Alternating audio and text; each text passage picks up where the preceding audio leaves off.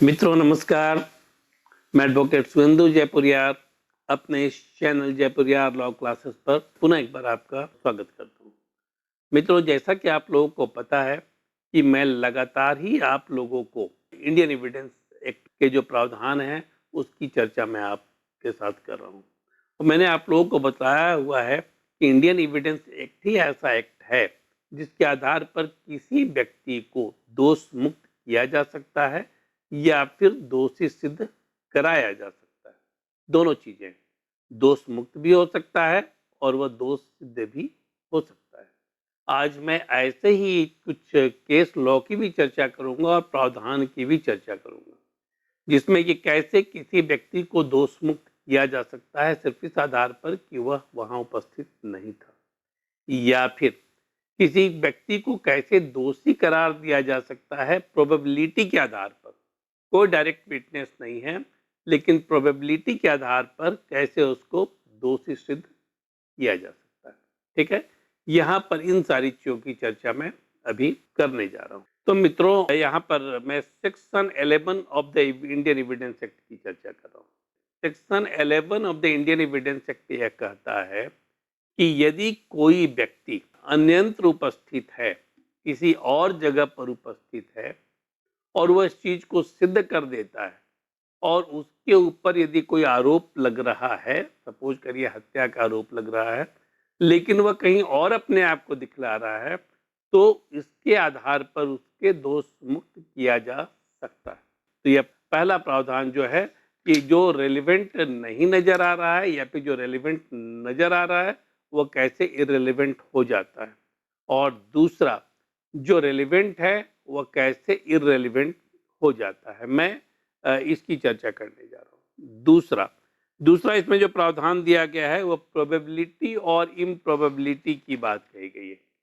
Probability और इम्प्रोबेबिलिटी की बात कही गई है कि कोई भी चीज कैसे प्रोबेबिलिटी के आधार पर, ठीक है, प्रोबेबिलिटी के आधार पर हम किसी चीज को कैसे सिद्ध कर सकते हैं। यदि कोई एविडेंस हमारे सामने नहीं है, कोई एविडेंस हमारे सामने नहीं है, लेकिन प्रोबेबिलिटी कहीं पर किसी चीज की नजर आ रही है, कोई प्रोबेबल संभावना नजर आ रही है, तो उसके आधार पर हम कैसे आरोप को सिद्ध कर सकते हैं। ठीक है ना, हम कैसे आरोप को सिद्ध कर सकते हैं, इसकी चर्चा मैं आज यहाँ पर करने जा रहा हूँ। ठीक है, तो सबसे पहले मित्रों, किसी अन्य स्थान पर उपस्थिति को लेकर, किसी अन्य स्थान पर उपस्थिति को लेकर कैसे किसी व्यक्ति को दोष मुक्त किया जा सकता है उसकी बात मैं करूं। ठीक है, मैं यहाँ पर सिचुएशन की चर्चा आपके सामने करूंगा और केस लॉ की भी चर्चा मैं करूंगा। जैसे सपोज करिए किसी व्यक्ति की हत्या हो गई दिल्ली में, ठीक है ना, किसी व्यक्ति की हत्या हो गई दिल्ली में। जैसे नाम मैं बोलूं कि यदि महेश की हत्या हो गई दिल्ली में और सुरेश जो कि इन्फॉर्मेंट है, सुरेश जो कि पुलिस में जिसने कंप्लेन रिपोर्ट लिखाई है, जो इन्फॉर्मेंट है, वह कह रहा है कि राजेश ने महेश की हत्या की है। वह अपने आप को आई विटनेस के रूप में दिखला रहा है। अब आई विटनेस जो होता है उसका डिपोजिशन, उसकी टेस्टिमोनी बहुत ही महत्वपूर्ण मानी जाती है। लेकिन मैं बहुत बार आप लोगों को बतला चुका हूं और जो मैं क्लास लेता हूं उसमें मैंने बहुत डिटेल में इन चीज़ों को बतलाया है कि कैसे गलत गवाह जो है आई विटनेस के रूप में अपने आप को दिखलाता है, गलत गवाह जो है कोर्ट में प्रोड्यूस होता है। और ये आप लोगों को भी पता है कि लोअर कोर्ट के बाहर में कितने सारे गलत गवाह जो हैं, वो जो भाड़े वाले गवाह हैं उपलब्ध रहते हैं, वह आई विटनेस बन जाते हैं। तब ऐसी स्थिति में यदि हम सिर्फ आई विटनेस की बात पर भरोसा करें, यदि हम सिर्फ आई विटनेस की बात पर भरोसा करें, तब तो किसी भी व्यक्ति को सजा हो सकती है। तो इसका मतलब यह है कि कहीं ना कहीं कुछ और भी एविडेंसेस ऐसे हैं जो कि किसी चीज को प्रूव करते हैं और डिसअप्रूव करते हैं। ठीक है ना, सिद्ध करते हैं या फिर सिद्ध नहीं करते, ये चीजें आती है। इसी आधार पर मैंने अभी जो आप लोगों को कहा कि जो महेश की हत्या की बात कही गई कि महेश की हत्या राजेश ने की, ठीक है ना। महेश की हत्या राजेश ने की और जो दूसरा व्यक्ति था सुरेश, उसने यह कहा कि वह उसने देखा है कितने बजे महेश ने इसे गोली मारी या इसने इसकी हत्या की। जब राकेश को जब गिरफ्तार किया गया तब उसने यह प्ली दिया कि मैं तो उस समय दिल्ली में था ही नहीं, मैं तो उस समय मुंबई में था और मुंबई के मैं एक मीटिंग में था। उसने यह प्ली दिया, ठीक है। और उसने उससे संबंधित जो वीडियो थे, जो सीसीटीवी फुटेज थे, जो डॉक्यूमेंट थे, जो अटेंडेंस रजिस्टर था, जो मिनट बुक था, उन सारे चीजों को उसने प्रोड्यूस किया। तो इससे यह स्पष्ट हो गया कि जो महेश के हत्या के आरोप में जो राकेश को गिरफ्तार किया गया था वह गलत है, क्योंकि वह उस समय वहां पर उपस्थित नहीं था। ठीक है ना, वह वहां पर उपस्थित नहीं था। इस आधार पर जब मामला कोर्ट में गया तो कोर्ट ने राकेश को दोष मुक्त कर दिया। कोर्ट ने दोष मुक्त कर दिया। बाद में इन्फॉर्मेंट के ऊपर राकेश क्या एक्शन लेता है वह एक बिल्कुल अलग इशू है। हो सकता है कि उसके ऊपर 211 के तहत मुकदमा चलाया जाए, वो that is a very different issue. मैं उसकी चर्चा यहाँ नहीं कर रहा हूँ। तो अन्यंत्र उपस्थिति के आधार पर, किसी अन्य स्थान पर उपस्थिति के आधार पर किसी व्यक्ति को दोष मुक्त किया जा सकता है यदि वह उसको प्रूव कर देता है तब। अब सवाल यह उठता है कि इस चीज को प्रूव करने की जिम्मेदारी किसकी है, बर्डन ऑफ प्रूफ किसका है, यह कि वह कहीं और उपस्थित था। तो बर्डन ऑफ प्रूफ भी उसी व्यक्ति के ऊपर है जिससे यह अपने आप को इस रूप में दिखलाया है कि वह वहां था नहीं, क्योंकि उसने यह क्लेम किया कि मैं वहां नहीं था और मैं किसी अन्य जगह पर था। तो अब उसको प्रूव करने की जिम्मेदारी भी उसी व्यक्ति की है कि वह डॉक्यूमेंट प्रोड्यूस करे, सीसीटीवी के फुटेज को सामने लाए, जो मिनट्स हैं उसको सामने लाए, इन सारी चीजों को सामने लाकर वह इसको प्रूव करे कि वह जो घटना स्थल है वहां पर नहीं था बल्कि वह किसी अन्य स्थान पर था। यह बहुत ही स्ट्रॉन्ग डिफेंस है, ठीक है ना, बहुत ही स्ट्रॉन्ग डिफेंस है। और इसमें बहुत सारे केस लॉ भी है। इसमें बहुत वेल सेटल्ड एक केस लॉ है जिसमें कि यह कहता है कि उसी व्यक्ति को सिद्ध करना होगा जिसने यह बतलाया है कि वह वहां नहीं था। केस लॉ जो है वह Gauri Shankar Sharma versus state of UP का केस है। ठीक है ना, Gauri Shankar Sharma versus state of UP का केस है। यह 1990 का रिपोर्टेड केस है एआईआर में। ठीक है ना, सुप्रीम कोर्ट केसेस जो 709 है इसका पेज नंबर। इसके अलावा Dudhnath Pandey versus state of UP का 1981 का, इसमें भी सुप्रीम कोर्ट ने स्पष्ट किया है कि उसी व्यक्ति को यह सिद्ध करना होगा कि वह वहां पर नहीं था, तो कहां था इस चीज को वह साबित करे।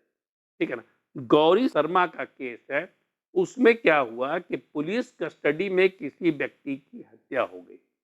ठीक है ना, पुलिस कस्टडी में किसी व्यक्ति की हत्या हो गई, पीट पीट कर पुलिस वालों ने मार दिया। लेकिन पुलिस वालों ने यह प्ली लिया, पुलिस वालों ने यह प्ली लिया कि मैं तो उस समय वहां उपस्थित था ही नहीं। ठीक है ना, मैं तो उस समय वहां उपस्थित था ही नहीं, उसने यह प्ली लिया। लेकिन कोर्ट ने स्पष्ट किया कि सिद्ध करने की जिम्मेदारी आपकी है कि आप वहां थे कि नहीं थे। यदि ड्यूटी रजिस्टर में दिखा रहा है कि आप वहां पर थे, तो उस ट्रांजिट पीरियड में कहीं पर आप दिखा रहे हैं कि मैं किसी काम से चला गया, वह एक्सेप्टेबल नहीं होगा। ठीक है ना, वह एक्सेप्टेबल नहीं होगा। तो गौरी शर्मा के केस में बहुत स्पष्ट तौर पर सुप्रीम कोर्ट ने कहा है कि जो व्यक्ति यह प्ली लेता है, जिसे कि प्ली ऑफ एलबाई हम कहते हैं, ठीक है ना, यह प्ली लेता है कि मैं कहीं अन्य जगह पर उपस्थित था, दैट इज प्ली ऑफ एलबाई, उसे सिद्ध करने की जिम्मेदारी भी उसी व्यक्ति की है जिसने उस प्ली को लिया है, जिसने यह कहा है कि मैं वहां पर नहीं था, मैं कहीं पर और था। उसे यह भी सिद्ध करना होगा वह कहां पर था। तो मैं नहीं था यह कहना पूरा नहीं है, यह दिखलाना होगा कि वह कहां पर था। तो यदि आप वकालत कर रहे हैं और प्ली ऑफ एलाबाई का इस्तेमाल यदि आप करते हैं, तो इस चीज को आप ध्यान में रखें। यदि आप ये प्ली ऑफ एलाबाई लेते हैं, तब जिस स्थान पर आप कह रहे हैं कि वह व्यक्ति था, उसका सबूत कोर्ट के सामने जरूर आप प्रोड्यूस करिए और यह जानकर चलिए कि सबूत के आधार पर आप दोष मुक्त करा सकते हैं अपने क्लाइंट को। ठीक है। दूसरा, प्रोबेबिलिटी की मैं बात करूं, कभी कभी ऐसा होता है कि कोई डायरेक्ट एविडेंस उपलब्ध ही नहीं रहता। प्रोबेबिलिटी नजर आ रही है लेकिन डायरेक्ट एविडेंस कुछ भी उपलब्ध नहीं है। जैसे 5 लोग एक कमरे में बंद हैं, ठीक है ना, 5 लोग एक कमरे में बंद हैं, उसमें से एक व्यक्ति की हत्या हो जाती है। अब यहां पर कोई सबूत नहीं मिल रहा है कि किसने हत्या की, और ये चारों लोग डिनाई कर रहे हैं कि मैंने हत्या नहीं की। ये चारों लोग क्या हैं? डिनाई कर रहे हैं कि मैंने हत्या नहीं की। तब ऐसी स्थिति में यहां पर प्रोसिक्यूशन के सामने भी समस्या है कि उन चारों में से दोषी वह किसे करार दे। ठीक है ना, दोषी वह किसे करार दे, किसे वह दोषी माने। और डिफेंस जो है वह इस बात को लेकर खड़ा है कि हमारे चारों क्लाइंट जो है वह निर्दोष है। ठीक है, लेकिन प्रोबेबिलिटी यह कहती है कि उन चारों में से ही किसी ने हत्या की है या फिर चारों ने हत्या की है। तो अब कोर्ट जो है यहाँ प्रोबेबिलिटी के आधार पर जाएगा और हो सकता है कि चारों को इस पर वह सजा सुना भी दे। ठीक है ना, वो चारों को सजा इस पर सुना दे। यहाँ पर प्रोबेबल क्या है? हत्या तो उसमें से ही किसी ने की है, इन्वेस्टिगेशन में नहीं निकल कर दिया आ रहा है, पुलिस इसको नहीं प्रूव कर रही है किसने किया है, तो चारों को उसमें सजा हो सकती है प्रोबेबिलिटी के आधार पर। ठीक है। अब यहाँ पर दूसरा है, इम्प्रोबेबिलिटी के आधार पर किसी व्यक्ति को पुनः कैसे दोष मुक्त किया जा सकता है, इसकी चर्चा भी करूंगा। अभी प्रोबेबिलिटी के आधार पर सजा की बात मैंने की, प्ली ऑफ एलिबाई के आधार पर मैंने सजा मुक्त करने की बात की। ठीक है। प्रोबेबिलिटी के आधार पर सजा निर्धारित करने की बात मैंने कही। यहाँ पर कोर्ट ये डिसाइड करेगा कि किसको देना है, चारों को देगा। तीसरा, इम्प्रोबेबिलिटी के आधार पर किसी व्यक्ति को कैसे दोष मुक्त किया जा सकता है। अब यहाँ क्या है ये देखिए, यहाँ पर एक केस लॉ है, Santa Singh versus state of Punjab का case. Santa Singh versus state of Punjab का केस, इसमें एक व्यक्ति की हत्या हो गई जिसमें सपोज करिए कि कोई बी जो है वह उसमें आरोपी है, संता सिंह आरोपी है। सपोज करिए संता सिंह की बात मैं कर रहा हूँ, Santa Singh versus state of Punjab का केस है 1956 का, ऑल इंडिया रिपोर्टर में रिपोर्टेड केस है, page number supreme court cases 525 में। इसमें आरोप लगा कि उसने हत्या की।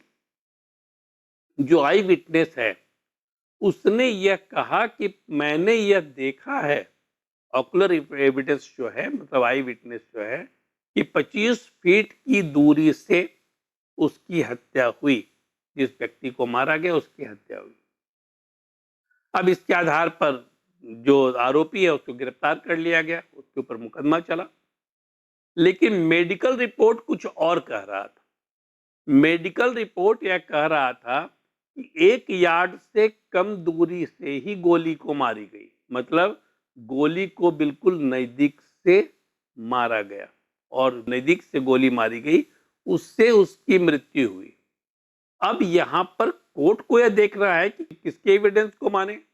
एक और ऑकुलर एविडेंस है, मतलब आई विटनेस है, प्रत्यक्षदर्शी गवाह है, दूसरा है मेडिकल रिपोर्ट। तो कोर्ट ने मेडिकल रिपोर्ट को माना और यह माना कि जो आई विटनेस है उसने जो गवाही दी है वह गलत गवाही दी है, क्योंकि मेडिकल रिपोर्ट इसको सपोर्ट नहीं करता है। ठीक है, मेडिकल रिपोर्ट इसको सपोर्ट नहीं करता है। तो इस आधार पर किसी व्यक्ति को दोषमुक्त किया जा सकता है, कोर्ट ने दोषमुक्त किया। तो यहां पर आप देखिए कि कहीं पर प्रोबेबिलिटी के आधार पर सजा भी होती है, कहीं पर इम्प्रोबेबिलिटी के आधार पर, इनकंसिस्टेंसी के आधार पर किसी व्यक्ति को दोष मुक्त भी कराया जा सकता है, अन्यंत्र उपस्थिति के आधार पर किसी व्यक्ति को दोष मुक्त भी कराया जा सकता है। तो यह सेक्शन 11 है जो कि बहुत ही महत्वपूर्ण है, यह 3 चीजों के दृष्टिकोण से। एक तो प्ली ऑफ एलिबाई, अन्यंत्र उपस्थिति, दूसरा संभावना संभावित क्या है उसके आधार पर, और तीसरा जो इनकंसिस्टेंसी है, इम्प्रोबेबिलिटी है, वह असंभावित जो है उसके आधार पर। इसमें कुछ को दोषी सिद्ध किया जाता है और किसी को दोष मुक्त कराया जाता है। तो मित्रों, सेक्शन 11 का जो जिस्ट है वह पूरा यह है, और मैं उम्मीद करता हूं कि आप लोगों को मेरा यह वीडियो पसंद आया होगा। सेक्शन 11 आप लोगों को बहुत अच्छे तरीके से समझ में आया होगा, और आप लोगों को यदि ये वीडियो पसंद आया है तो इसे अपने मित्रों तक अवश्य शेयर करें। आप लोगों ने यदि सब्सक्राइब नहीं किया हमारे चैनल को तो इसे अवश्य सब्सक्राइब कर लें। मित्रों, और कौन सा वीडियो और किस तरह का वीडियो आप लोगों को चाहिए वह आप जरूर कमेंट बॉक्स में लिखें। इसके अलावा मित्रों, जवाब देने में कभी कभी देर हो जाता है, जिसके चलते मैं क्षमा प्रार्थी हूँ। आप लोगों के कमेंट को मैं देर से देख पाता हूँ और उसके बाद जवाब भी मैं देर से ही दे पाता हूँ, लेकिन मैं जवाब सभी प्रश्नों का देता हूँ और देता रहूँगा। ये आप जरूर इस बात के लिए निश्चिंत रहें। आप कोई भी कमेंट भेजते हैं तो मैं देर से ही देखता हूँ, देर से ही जवाब देता हूँ, लेकिन मैं देता अवश्य हूँ। धन्यवाद।